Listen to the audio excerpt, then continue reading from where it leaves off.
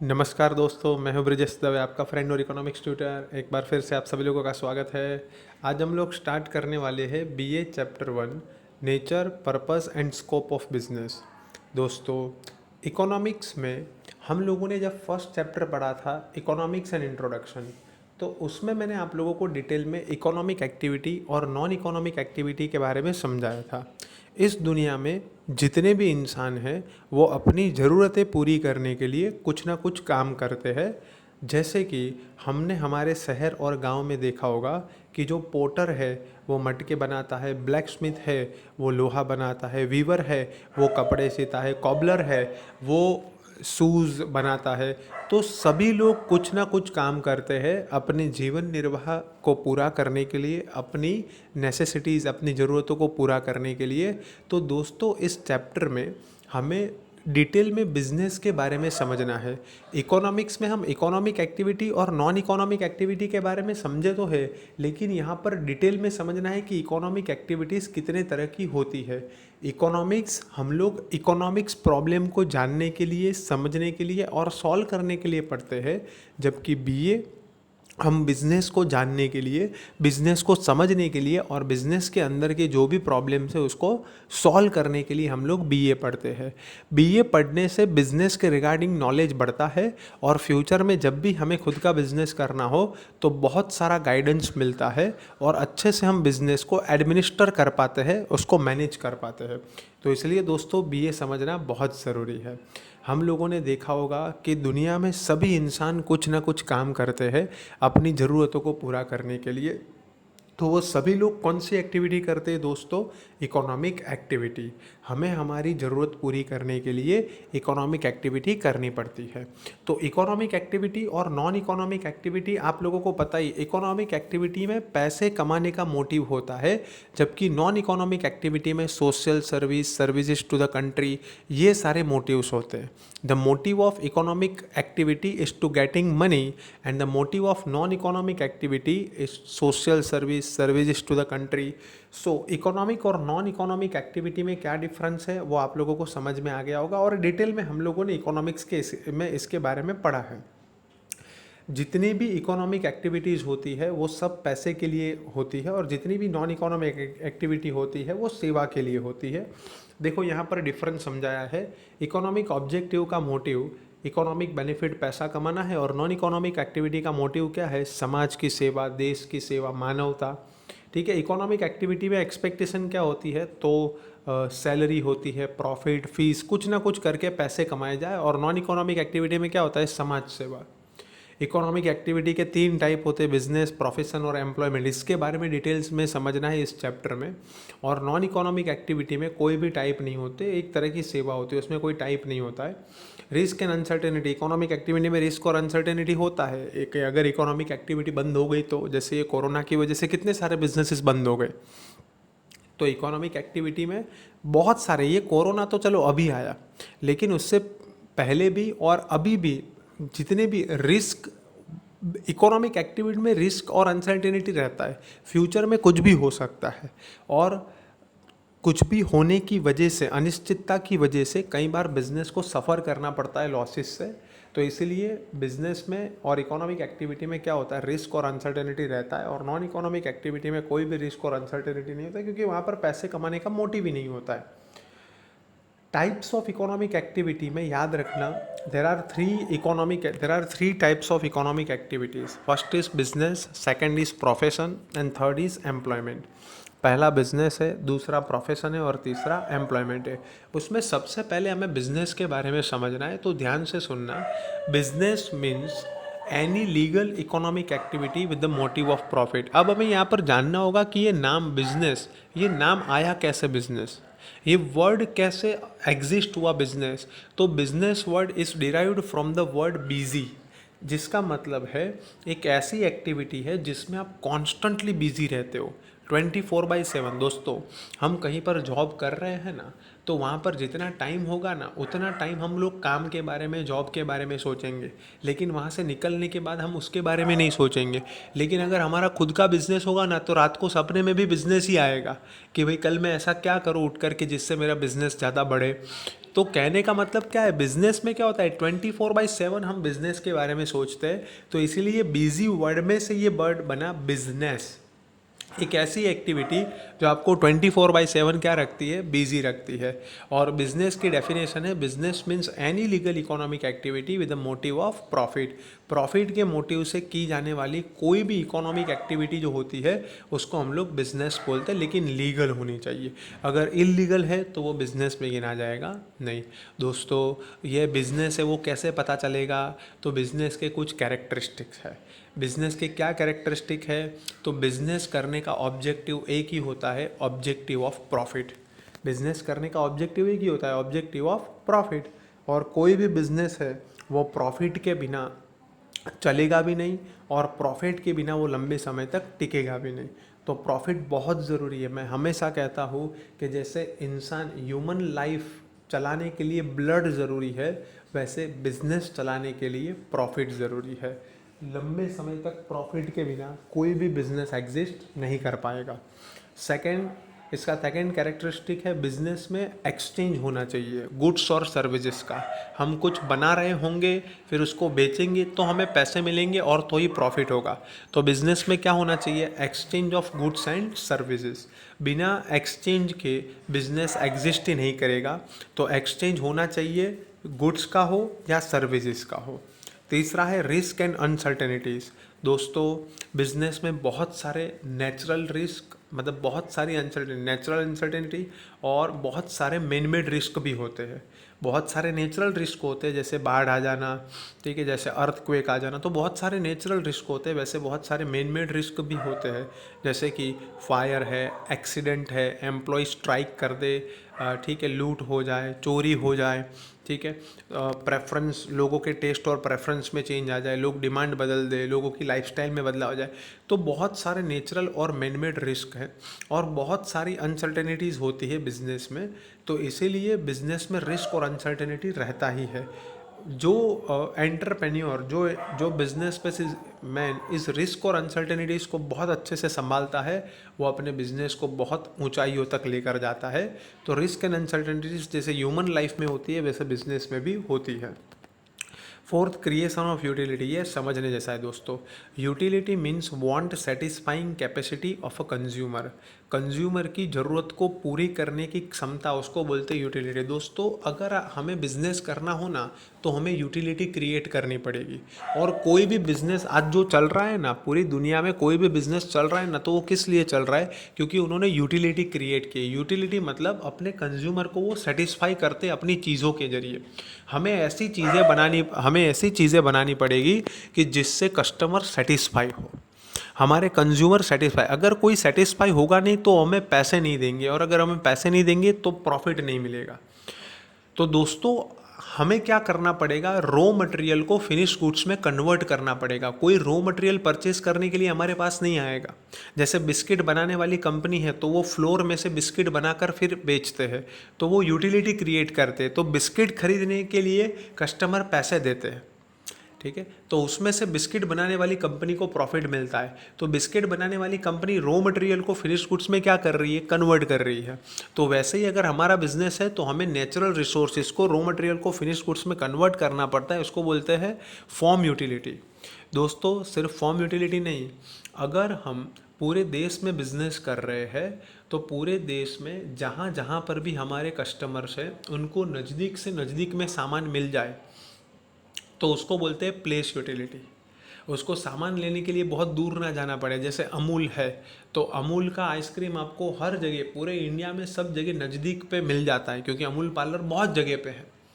तो पूरे इंडिया में खास करके शहरों में आपको कहीं पर भी अमूल का अगर आइसक्रीम या तो अमूल की कोई भी चीज़ खरीदनी हो तो वो मिल जाएगी, क्योंकि अमूल पार्लर बहुत नज़दीक के एरिया में। तो इसको बोलते हैं प्लेस यूटिलिटी। हाँ, कस्टमर्स के नज़दीक में ही सामान पहुंचाना।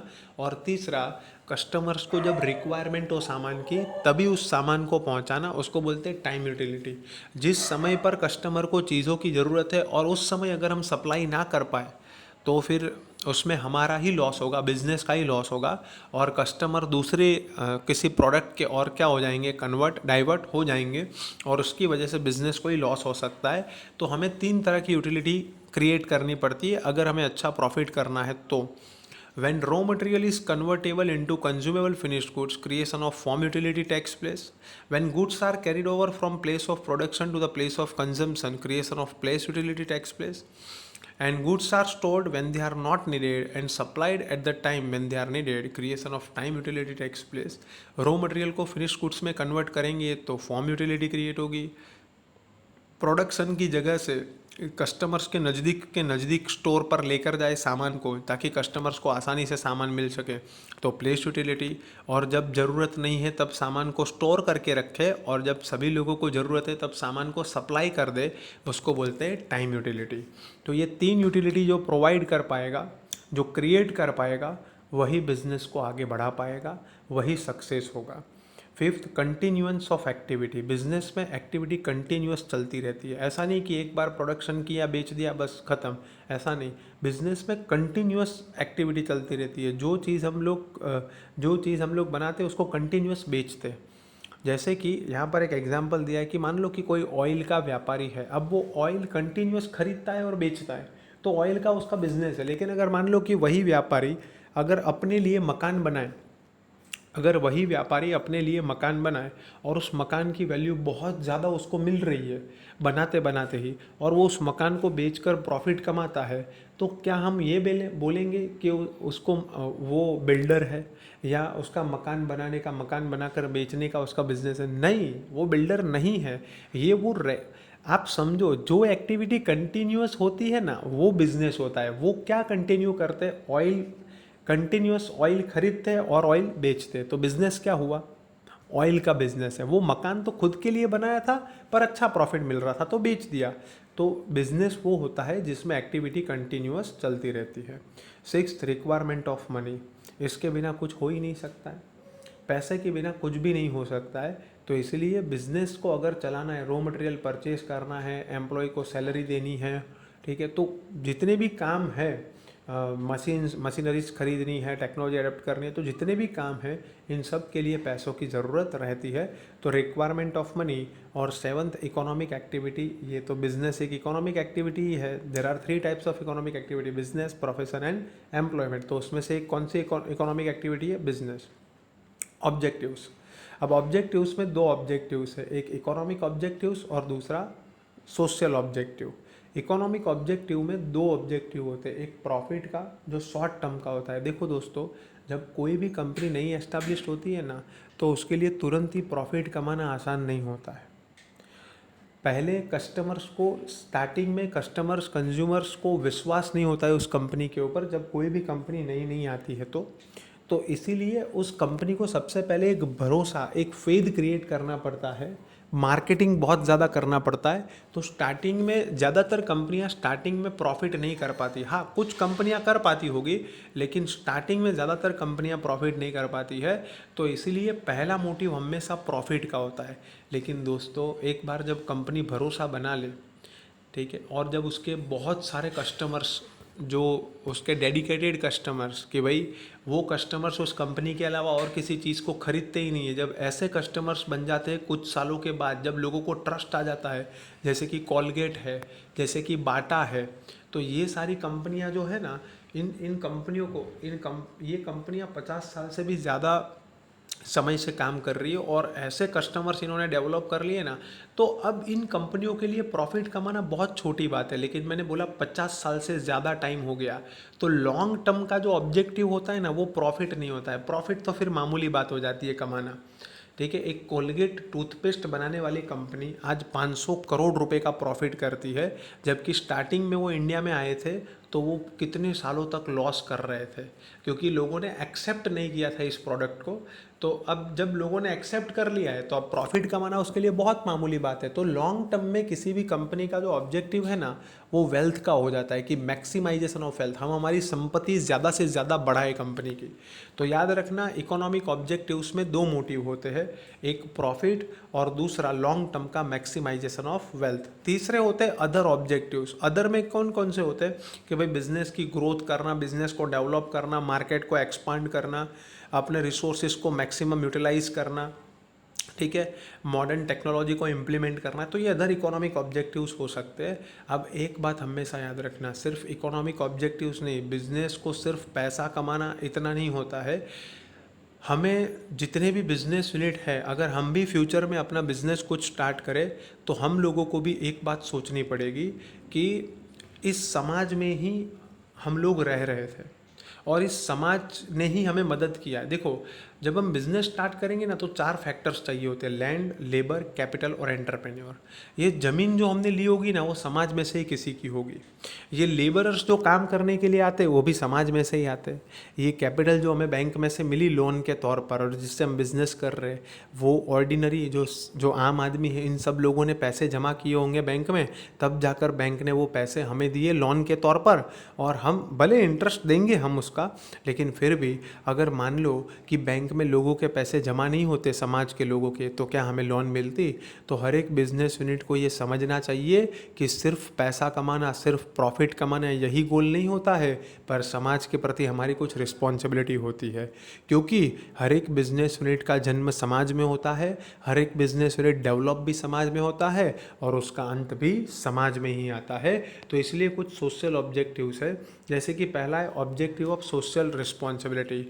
एक बिजनेस यूनिट के तौर पर हमारी समाज के प्रति ये जिम्मेदारी होनी चाहिए कि हम किसी का भी शोषण ना करें, हम कस्टमर्स के फेवर में काम करें, हम अलग अलग लोगों का ध्यान रखें, क्रेडिटर्स का, कस्टमर्स का, गवर्नमेंट का। क्रेडिटर्स को टाइम टू टाइम पैसे दे दे, गवर्नमेंट को पूरा टैक्स भरे, कस्टमर्स को अच्छी क्वालिटी के गुड्स और सर्विसेज रीजनेबल प्राइस पे दे। तो जितने भी लोग कंपनी के साथ जुड़े हुए हैं ना, उन सभी लोगों का हम ध्यान रखें, उसको बोलते हैं social responsibility. Second objective to provide employment opportunities. अगर कोई कंपनी बहुत बड़े लेवल पर डेवलप होगी, तो उसमें बहुत सारे लोगों को काम मिलेगा। तो इससे हमारे देश में जो अनएम्प्लॉयड लोग हैं, उन सभी लोगों को काम मिलेगा, नई अपॉर्चुनिटीज़ क्रिएट होगी एम्प्लॉयमेंट की। अगर कोई भी कंपनी एक्सपांड होगी, बढ़ेगी तो दूसरा ये ऑब्जेक्टिव होना चाहिए हमारा समाज के प्रति कि हम ज़्यादा से ज़्यादा नौकरियां पैदा करें, ज़्यादा से ज़्यादा रोजगारी के अवसर हम खड़े करें और ज़्यादा से ज़्यादा समाज के जो अनएम्प्लॉयड लोग हैं उनको काम दें। तीसरा objective to provide quality goods and services. कोई भी कंपनी अपनी क्वालिटी से पहचानी जाती है, तो हमारा ये ऑब्जेक्टिव होना चाहिए कि हम जितने भी लोगों को हमारा प्रोडक्ट दे, तो क्वालिटी वाला प्रोडक्ट दे, हम कभी भी उसमें मिलावट ना करें और समाज के लोगों का शोषण ना करें। हमारी चीज़ों से समाज का पोषण होना चाहिए, ना कि समाज का शोषण। जो भी यूनिट्स जो स्पाइसेस बनाते हैं, मसाले बनाते हैं, कोल्ड ड्रिंक्स बनाते हैं, खाने पीने की चीज़ें बनाते हैं, उन सबको खास ध्यान रखना चाहिए, क्योंकि ये हर एक इंसान की बॉडी के अंदर जाने वाली चीज़ है। जो शरीर के अंदर जाने वाली चीज़ है, तो उसमें अगर मिलावट होगी तो बहुत सारे प्रॉब्लम्स हो सकते हैं, डिसीज़ हो सकते हैं। तो इसीलिए खास ध्यान रखना चाहिए खाने पीने वाली कंपनी को कि वो मिलावट ना करे और अच्छी क्वालिटी के गुड्स, सभी कंपनियों को अच्छी क्वालिटी के गुड्स और सर्विसेज प्रोवाइड करने चाहिए। Fourth objective to adopt fair trade practices. हमेशा नीति से व्यापार करना चाहिए। ब्लैक मार्केटिंग, होर्डिंग करना, जमाखोरी करना, गलत एडवर्टाइजमेंट बताना कि भाई ऐसे ऐसे एडवर्टाइजमेंट बताते हैं ना जो सही में होता ही नहीं है, मतलब बहुत ज़्यादा एग्जग्रेटेड मैनर में बताते हैं, अतिशयोक्ति, बहुत ज़्यादा कुछ बड़ा दिखाते हैं जिससे लोग अट्रैक्ट हो और वो चीज़ें खरीदे। तो ऐसा करना चाहिए नहीं, मतलब नीति से हमें बिजनेस करना चाहिए, अनीति से नहीं। और अदर ऑब्जेक्टिव्स में हमेशा ये होता है कि हम अपनी एक आइडेंटिटी बनाएं, ठीक है, हम कुछ ना कुछ नया रिसर्च करके नई चीज़ें दें लोगों को, हम देश के इकोनॉमिक डेवलपमेंट में मदद करें और हम अलग अलग क्या करें, इंसेंटिव्स प्रोवाइड करें, हम अलग अलग कल्याणकारी स्कीम जो है, वेलफेयर स्कीम्स जो है, वो एम्प्लॉयज़ के लिए इंट्रोड्यूस करें जो हमारे लिए काम करते हैं। बिजनेस रिस्क, उसमें मैंने आप लोगों को समझा दिया, 2 तरह के रिस्क होते हैं, एक नेचुरल रिस्क और दूसरा मैन मेड रिस्क। तो ये अलग अलग रिस्क होते हैं कि अगर टेक्नोलॉजी चेंज हो गई तो हम जो चीज़ बना रहे हैं उसमें कोई नई चीज़ आ गई तो थ्रेट ऑफ सब्सटीट्यूट प्रोडक्ट, फिर कंपटीशन, मैंने कई बार एग्जांपल दिया है कि एयरटेल, आइडिया और वोडाफोन ये सब बहुत अच्छा कमा रहे थे और इनको पता नहीं था, अचानक से जियो की एंट्री हुई। अब जैसे ही जियो की एंट्री हुई तो कंपटीशन की वजह से उनका बिजनेस बहुत कम हो गया और लॉस करने लगे। लेजिस्लेशन, कानून, पता नहीं कब गवर्नमेंट कौन सा कानून चेंज कर दे, तो उसकी वजह से बहुत सारे बिजनेस यूनिट को नुकसान हो जाएगा। अनसर्टेनिटी ऑफ डिमांड, ज़रूरी नहीं है कि हमेशा हमारी डिमांड बनी रहेगी हमारी प्रोडक्ट की, कई बार हमारी डिमांड कम हो गई तो। और फिजिकल रिस्क, मान लो डैमेज हो जाए, फायर, आग लग जाए, ठीक है, ट्रांसपोर्टेशन में कुछ नुकसान हो जाए, या तो फिर मशीनरी काम करना बंद कर दे, तो ये सारे नेचुरल और मैनमेड रिस्क है। तो यहाँ पर बिजनेस वाला टॉपिक कंप्लीट। अब है प्रोफेशन और अनएम्प्लॉयमेंट, प्रोफेशन और एम्प्लॉयमेंट, सॉरी, अनएम्प्लॉयमेंट नहीं, प्रोफेशन और एम्प्लॉयमेंट। प्रोफेशन क्या होता है? देखो, बिजनेस तो मैंने आप लोगों को समझाया, business means any legal activity done with the motive of profit. Profession क्या होता है? Profession is a profession is a field, a specific field where specialized knowledge is acquired. एक ऐसी फील्ड होती है जिसमें स्पेशलाइज्ड नॉलेज एक्वायर किया जाता है, और and giving services to the society, और समाज को सेवा दी जाती है। And in return fees is charge, और उसके बदले में क्या चार्ज किया जाता है? फीस चार्ज की जाती है। तो प्रोफेशन का मतलब क्या होता है? प्रोफेशन का मतलब स्पेशलाइज्ड नॉलेज एक्वायर करना है किसी भी फील्ड में, समाज को सेवा देनी है और बदले में फीस चार्ज करनी है। जैसे कि डॉक्टर, स्पेशलाइज्ड नॉलेज होता है। लॉयर, स्पेशलाइज्ड नॉलेज एक्वायर किया जाता है। डॉक्टर मेडिकल फील्ड में, लॉयर लॉ की फील्ड में, सीए चार्टर्ड अकाउंटेंट अकाउंट की फील्ड में। तो ये सारी जो फील्ड है, इन सभी फील्ड में, डॉक्टर हो, सीए हो, लॉयर हो, ये सारी फील्ड में ना स्पेशलाइज्ड नॉलेज एक्वायर किया जाता है, फिर समाज को सेवा दी जाती है, पर्सनल या तो बिजनेस सर्विसेज दी जाती है, और बदले में फीस चार्ज की जाती है। तो इसको बोलते हैं हम लोग प्रोफेशन।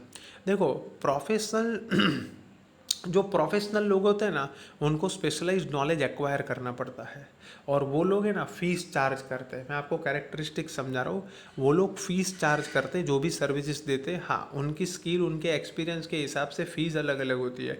कोई डॉक्टर 50 रुपये में भी चेक कर देता है, और कोई डॉक्टर सिर्फ विजिट के ही सिर्फ 5,000 रुपये लेता है। तो हर एक प्रोफेशनल जो इंसान है, उनकी स्किल और नॉलेज और एक्सपीरियंस के हिसाब से उसकी फ़ीस अलग अलग होती है। प्रोफेशन का मेन ऑब्जेक्टिव है सर्विस देना, सेवा देना, और ये इंडिपेंडेंट एक्टिविटी है। हालांकि इसका इस्तेमाल जॉब के लिए भी हो सकता है, एम्प्लॉयमेंट के लिए भी हो सकता है इसका इस्तेमाल, लेकिन इसका मेन जो मोटिव है, प्राइमरी ऑब्जेक्टिव जो है ना, वो क्या है? सर्विस देना। फिर ये इंडिपेंडेंट एक्टिविटी है, मतलब इसका इस्तेमाल जॉब के लिए हो सकता है कि अगर कोई डॉक्टर जॉब करना चाहे तो किसी हॉस्पिटल में जॉब भी कर सकता है, गवर्नमेंट में जॉब करना चाहे गवर्नमेंट हॉस्पिटल में तो वहाँ पर भी जॉब कर सकता है। बट ये इंडिपेंडेंट एक्टिविटी है। ज़्यादातर लोग अपना खुद का जो है ऑफिस स्टार्ट करते हैं और सर्विस देते हैं, और बदले में फ़ीस चार्ज करते हैं। प्रोफेशनल एक्टिविटी को कोई भी रिलेशन नहीं होता है प्रोडक्शन के साथ, क्योंकि वो सर्विसेज प्रोवाइड करते हैं। क्या डॉक्टर कुछ प्रोडक्शन करता है? नहीं। क्या लॉयर कुछ प्रोडक्शन करता है? नहीं। वो सिर्फ सर्विसेज देते हैं और बदले में फ़ीस चार्ज करते हैं। और ये जो प्रोफेशनल लोग होते हैं ना, उसका एक एसोसिएशन होता है। जैसे लॉयर है तो लॉयर का एसोसिएशन होता है, सीए है तो सीए का एसोसिएशन होता है, आईसीआई, डॉक्टर है तो डॉक्टर्स का एसोसिएशन। और ये एसोसिएशन वाले क्या करते हैं कि समाज के लोगों का कोई भी शोषण ना करे ना, क्योंकि इनके पास स्पेशलाइज नॉलेज है, तो पॉसिबिलिटी है कि ये समाज के लोगों को बेवकूफ़ बनाए और पैसे ले ले। तो ऐसा ना हो ना, इसलिए ये प्रोफेशनल एसोसिएशन क्या करते हैं? कुछ रूल्स बनाते हैं, जिसको कोड ऑफ कंडक्ट कहा जाता है, कि भाई ऐसा हमारा बिहेवियर ऐसा होना चाहिए, हमारा बिहेवियर, और हम कभी भी गलत काम नहीं करेंगे। अगर कोई गलत काम करेगा तो प्रोफेशनल एसोसिएशन के पास ऐसा राइट होता है कि वो उसका लाइसेंस कैंसिल कर दे, ठीक है, या तो उसको थोड़े टाइम के लिए सस्पेंड कर दे। तो ऐसा प्रोफेशनल एसोसिएशन के पास ऐसी अथॉरिटी होती है, और सभी को ये मानना पड़ता है। तो it is essential to obey the code of conduct let down by the respective professional association. कोई भी प्रोफेशनल एसोसिएशन हो ना, उसकी जो आचार संहिता है, कोड ऑफ कंडक्ट है, उसको मानना ही पड़ेगा हर एक प्रोफेशनल पर्सन को। और सेवन्थ है, मॉनेटरी रिटर्न रिमेन्स अनसर्टेन इन प्रोफेशन। प्रोफेशन में है ना, जो पैसे का जो रिटर्न है ना, कभी ऐसा होगा कि कभी फीस ज़्यादा मिलेगी, कभी फीस कम भी मिल सकती है। तो मॉनेटरी रिटर्न इसमें अनसर्टेन होता है, क्योंकि कोई सैलरी टाइप नहीं होती कि हर महीने फिक्स पैसे मिलते हैं। अब चलो सैलरी की बात आई तो सैलरी की ही बात करते कि सैलरी किस में मिलती है, तो एम्प्लॉयमेंट में मिलती है। Employment means job. एम्प्लॉयमेंट का मतलब होता है जॉब करना। देखो बिजनेस वो तो खुद का होता है, प्रोफेशन तो वो भी एक इंडिपेंडेंट एक्टिविटी है। एम्प्लॉयमेंट एक ऐसी एक्टिविटी है कि जिसमें हमें किसी के अंडर में रहकर फिजिकल या तो इंटेलेक्चुअल काम करना होता है। Employment means job. It is an economic activity performed in return for a fixed salary where work is assigned as per the contract. ये एक ऐसी इकोनॉमिक एक्टिविटी है जिसमें हमें फिक्स्ड सैलरी मिलेगी और जो भी हमें काम दिया जाएगा कॉन्ट्रैक्ट के हिसाब से हमें वो काम करना होगा। For example a teacher teaching in a school और अ गवर्नमेंट एम्प्लॉय। जो भी टीचर है जो स्कूल में पढ़ाता है और गवर्नमेंट एम्प्लॉय, इनको कॉन्ट्रैक्ट के हिसाब से काम करना होता है और हर महीने इनको एक फिक्स सैलरी मिल जाती है। तो कैरेक्टरिस्टिक क्या है जॉब के, तो हर एक एम्प्लॉय को फिक्स्ड इंटरवल पर सैलरी मिल जाती है। हर एक एम्प्लॉय को फिक्स के हर महीने उनको क्या होता है, फिक्स सैलरी मिल जाती है। उनके जो भी शारीरिक या मानसिक काम उन लोगों ने किया होता है वो। फिर दूसरे भी बेनिफिट्स मिलते हैं सैलरी के अलावा, जैसे कि मेडिकल अलाउंस है, पेंशन है, ये सारे बेनिफिट इसमें मिलते हैं। फिर कॉन्ट्रैक्ट के हिसाब से जो भी काम दिया जाता है वो करना पड़ता है और एम्प्लॉयर के कंट्रोल में, जो नौकरी देता है उसके कंट्रोल में, वो जो भी काम बोलता है वो करना पड़ता है। Qualification, working hours, retirement benefits after retirement etcetera of the employee are predetermined. ये सब कुछ पहले से ही डिसाइड किया जाता है कि क्या क्वालिफिकेशन हो, क्या वर्किंग आवर्स, क्या काम करना है, सैलरी क्या होगी, कितने साल में रिटायरमेंट होना है, ये सब कुछ पहले से ही डिसाइड किया जाता है। फिर fifth, employment is a dependent activity. ये किसी के ऊपर निर्भर रहना पड़ता है। Both employer and employee are bound to follow the rules as per the contract. दोनों एम्प्लॉयर और एम्प्लॉय दोनों को क्या करने पड़ेंगे, रूल्स के हिसाब से काम करना पड़ेगा, कॉन्ट्रैक्ट के हिसाब से। और no capital investment is to be made by the employee. कोई कहीं पर जॉब करने के लिए हमें कोई भी इन्वेस्टमेंट करना नहीं होता है। बिजनेस के लिए इन्वेस्टमेंट करना पड़ता है, प्रोफेशन में थोड़ा सा इन्वेस्टमेंट करना पड़ता है, एम्प्लॉयमेंट में कोई भी इन्वेस्टमेंट करना होता नहीं है। दोस्तों मैंने 3 तरह की एक्टिविटी आप लोगों को इकोनॉमिक एक्टिविटी समझाई, बिजनेस, प्रोफेशन और एम्प्लॉयमेंट। इन तीनों का डिफरेंस आप लोगों को अब पढ़ना है और अच्छे से समझना है। तो ये टॉपिक आप लोगों को अपने हिसाब से पढ़ना है और इसको लिखना भी है, बिजनेस, प्रोफेशन और एम्प्लॉयमेंट। क्योंकि मैंने आप लोगों को डिटेल में ये तीनों समझा दिया कि बिजनेस क्या होता है, प्रोफेशन क्या होता है और एम्प्लॉयमेंट क्या होता है। अब बिजनेस के अंदर भी 3 एक्टिविटी है। कौन सी 3 एक्टिविटी, तो ट्रेड, कॉमर्स एंड इंडस्ट्री। ये जो ट्रेड होता है ना, ट्रेड का मतलब होता है व्यापार। कि व्यापार का मतलब क्या होता है कि एक्सचेंज ऑफ कमोडिटी और service in return of commodity और सर्विस। पहले बार्टर सिस्टम में ऐसा होता था, गुड्स और सर्विसेज के बदले में क्या दिया जाता था, गुड्स और सर्विसेज, और एक्सचेंज ऑफ कमोडिटी और service in return of money. आज के टाइम पर ऐसा है, गुड्स और सर्विसेज के बदले में पैसा दिया जाए तो उसको क्या बोलते हैं, with the motive of profit between 2 persons is called trade. व्यापार का मतलब क्या होता है दोस्तों, व्यापार को प्रोडक्शन के साथ लेना देना नहीं होता है। व्यापार में क्या होता है कि आप किसी से सामान खरीद कर किसी को बेच देते हो प्रॉफिट के मोटिव से। For example, when you purchase a book from shopkeeper, you pay money against the purchase of the book. अगर आप किसी शॉपकीपर से बुक परचेज करते हो तो आपको पैसे देने पड़ेंगे और आपको वो बुक मिल जाएगी। Here exchange of commodity is done in return of money. यहाँ पर आपको वो बुक मिली और आपने पैसे एक्सचेंज किए। When you purchase bus ticket and travel by bus, you get exchange of service in return of money paid. जब आप बस में जाओगे तो बस टिकट परचेज करोगे तो उस पैसे के बदले में आपको सर्विस मिलेगी, एक जगह से दूसरी जगह आपको बस छोड़ देगी। तो ट्रेड जो है ना वो एक इकोनॉमिक एक्टिविटी है, उसमें 2 पार्टी इन्वॉल्व होते हैं, इसमें एक्सचेंज कंपलसरी होता है, इसमें ऑनरशिप ट्रांसफ़र होती है। जैसे पहले शॉपकीपर के पास बुक थी, पर जैसे ही आपने पैसे दे दिए तो वो बुक की ऑनरशिप आपकी हो गई। फिर गुड्स के बदले में या तो गुड्स दिए जाते हैं या तो पैसे दिए जाते हैं। आज के टाइम पर पैसे दिए जाते हैं। फिर ट्रेड, व्यापार कंटिन्यूअस एक्टिविटी। ऐसा थोड़ी कि एक बार बुक बेचकर वो शॉपकीपर दुकान बंद कर देगा, नहीं, चलती रहेगी, कंटिन्यूअस एक्टिविटी। फिर गुड्स और सर्विसेज की जो वैल्यू है वो पैसे में नापी जाती है। और ट्रेड, व्यापार एक लीगल एक्टिविटी है, वो इलीगल नहीं है। फिर 2 तरह के ट्रेड होते हैं, ये आप लोगों ने ऑलरेडी समझ लिया होगा 10th स्टैंडर्ड में, लेकिन फिर भी हम लोग यहाँ पर समझ रहे हैं इंटरनल ट्रेड और international trade. The trade which takes place inside the geographical boundary of a country is called internal trade. जो व्यापार देश की सीमा के अंदर होता है उसको इंटरनल ट्रेड बोलते हैं। और इसके में हम लोग कौन से वर्ड इस्तेमाल करते हैं, परचेज और सेल्स। जैसे कि कश्मीर से जो एप्पल है वो नागपुर के ट्रेडर्स को कश्मीर से जो एप्पल है वो अहमदाबाद के ट्रेडर को भेजे जाए, अहमदाबाद का व्यापारी कश्मीर से एप्पल मंगवाए, तो वो कौन सा ट्रेड है? Internal trade. नागपुर का व्यापारी राजकोट के व्यापारी को ऑरेंज बेचता है, तो वो भी कौन सा ट्रेड है? Internal trade. अब इंटरनल ट्रेड में है ना, जो बल्क में होता है उसको होलसेल ट्रेड बोलते हैं, और जो स्मॉल होता है रिटेल में उसको रिटेल ट्रेड बोलते हैं। लेकिन वो 9th चैप्टर का डिटेल का टॉपिक है बीए में ही। इंटरनल ट्रेड पूरा एक चैप्टर है, उसमें डिटेल में होलसेल ट्रेड और रिटेल ट्रेड के बारे में हम लोग डिस्कशन करेंगे। इंटरनेशनल ट्रेड, अब इंटरनल ट्रेड का मतलब होता है देश के अंदर, तो इंटरनेशनल ट्रेड का मतलब क्या हुआ कि जो व्यापार दो देशों के बीच में, मतलब देश के बाहर होता है, the trade between two countries is called international trade. और इंटरनेशनल ट्रेड में परचेज और सेल्स ये वर्ड इस्तेमाल नहीं होते। इंटरनेशनल ट्रेड में जब हम सामान खरीदते हैं दूसरे देश से तो उसको बोलते हैं इम्पोर्ट, और जब हम इस देश से दूसरे देश में सामान भेजते हैं तो उसको बोलते हैं एक्सपोर्ट। इंपोर्ट करने में खर्चा होता है क्योंकि सामान मंगवाते हैं तो पैसे देने पड़ेंगे, और एक्सपोर्ट करने से इनकम होती है क्योंकि जब हम एक्सपोर्ट करते हैं तो हमें पैसे मिलते हैं। जैसे कि ये Japanese company selling televisions to Indian traders और Kesar mango being send from India to USA.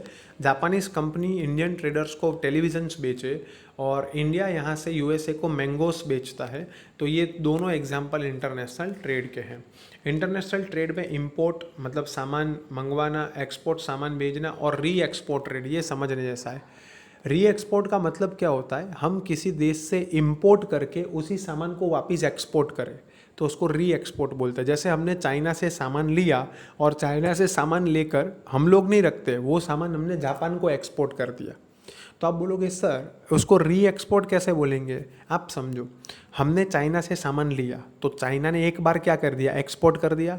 अब एक्सपोर्ट किए हुए सामान को हम लोग क्या कर रहे हैं? दूसरी बार एक्सपोर्ट कर रहे हैं, तो इसको बोलते हैं री एक्सपोर्ट ट्रेड।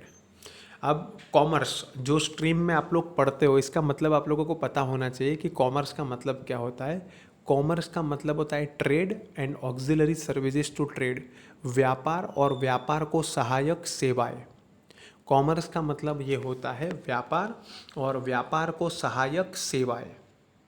तो कॉमर्स में ट्रेड आ ही जाता है, कॉमर्स बड़ा कॉन्सेप्ट है। Commerce means trade and auxiliary services to trade. दोस्तों, व्यापार करना हो या बिजनेस करना हो ना, खास करके व्यापार करने के लिए तो बहुत सारी सर्विसेज की रिक्वायरमेंट रहती है। कोई भी व्यापारी हो ना तो बैंक के बिना उसको नहीं चलेगा। वो अपने सारे पैसे कहाँ पर रखेगा? इतने सारे पैसे वो अपने पास रखेगा तो कितना रिस्क होगा। तो उसको बैंकिंग चाहिए, फिर उसको एक जगह से दूसरी जगह सामान पहुँचाना हो तो ट्रांसपोर्टेशन की सर्विस चाहिए, फिर उसको एक जगह से दूसरी जगह बातें करनी हो, ऑर्डर लेने हो तो कम्युनिकेशन की सर्विस चाहिए। तो जो भी सर्विसेज है, banking, insurance, transportation, communication, warehousing, मतलब वेयर हाउसिंग का मतलब होता है गोडाउन, और एजेंट, एजेंट का मतलब डिस्ट्रीब्यूटर, जो सामान क्या कर लेता है, मतलब एक साथ प्रोड्यूसर से खरीद लेता है। तो व्यापार जो है ना, ट्रेड जो है, व्यापारी है, बिजनेसमैन है, इन सबको ये सारी सर्विसेज चाहिए। इसके बिना बिजनेस बढ़ेगा ही नहीं, इसके बिना बिजनेस चलेगा नहीं और बढ़ेगा भी नहीं। तो this services include the services of banking, insurance, transportation, communication, warehousing and agents. The world has become a global village from point of view of trade and it's auxiliary services. पूरी दुनिया आज एक गांव बन गई है बिकॉज ऑक्सिलरी सर्विसेज की वजह से। अब मैं ऐसा क्यों बोल रहा हूँ? तो पहले तो एक देश से दूसरे देश में जाना वो भी बहुत बड़ी बात होती थी, आज तो इतनी बड़ी बात है नहीं। फिर दूसरी बात, पहले हमें दूसरे देश से सामान मंगवाना हो तो भी बहुत बड़ी बात होती थी। आज तो आप घर पे बैठे बैठे ऑनलाइन किसी एक एप्लीकेशन के थ्रू आप दूसरे देश से सामान अपने घर पर मंगवा सकते हो। क्यों? क्योंकि कम्युनिकेशन फैसिलिटीज़ इतनी ज़बरदस्त हो गई है, ट्रांसपोर्टेशन फैसिलिटीज़ इतनी बहुत अच्छे से बढ़ गई है, तेज़ी से ग्रो हुई है। तो ये सारी सर्विसेज की वजह से आज पूरी दुनिया एक छोटा सा गांव बन गया है जहाँ पर दो देश के बीच का फासला बहुत कम हो गया है। तो कैरेक्टरिस्टिक्स में trade is a part of commerce, trade commerce का ही हिस्सा है। Second, commerce is an economic activity, ये सब पैसे के लिए ही तो किया जाता है ये सब कुछ। Third, auxiliary services helpful to trade are included in commerce. ये जो हेल्पफुल सर्विसेज है ना व्यापार को, ये सब कॉमर्स में आता है, that is banking, insurance, transportation etcetera. Fourth, it increases time and place utility of goods. ये टाइम और प्लेस यूटिलिटी को बढ़ाता है। मैंने बोला ना बिजनेस करने के लिए यूटिलिटी क्रिएट करनी पड़ती है, तो टाइम यूटिलिटी को कैसे? तो जब ज़रूरत होती है ना तब ट्रांसपोर्टेशन के थ्रू आप सामान को भिजवा सकते हो, तो टाइम यूटिलिटी। और नज़दीक से नज़दीक पे आप सामान को क्या करवा सकते हो, भेज सकते हो, तो place utility. Fifth, auxiliary services are demand oriented yet continuous. Auxiliary services है ना, जब कोई डिमांड करता है ना तभी सर्विसेज दी जाती है, बैंकिंग हो, इंश्योरेंस हो, ट्रांसपोर्टेशन। ज़बरदस्ती किसी को सर्विस नहीं दी जाती है, लेकिन फिर भी ये सर्विसेज चलती रहती है। And sixth, if auxiliary services are available at reasonable price, goods can be supplied to customers at fair price। ये व्यापार के सहायक सेवाएं जो है ना, जैसे बैंकिंग, इंश्योरेंस, ट्रांसपोर्टेशन, कम्युनिकेशन, अगर ये किसी देश में सस्ती होगी ना तो वहाँ के देश के लोगों को, कस्टमर्स को बहुत सस्ते में सामान पहुँचा पाएंगे।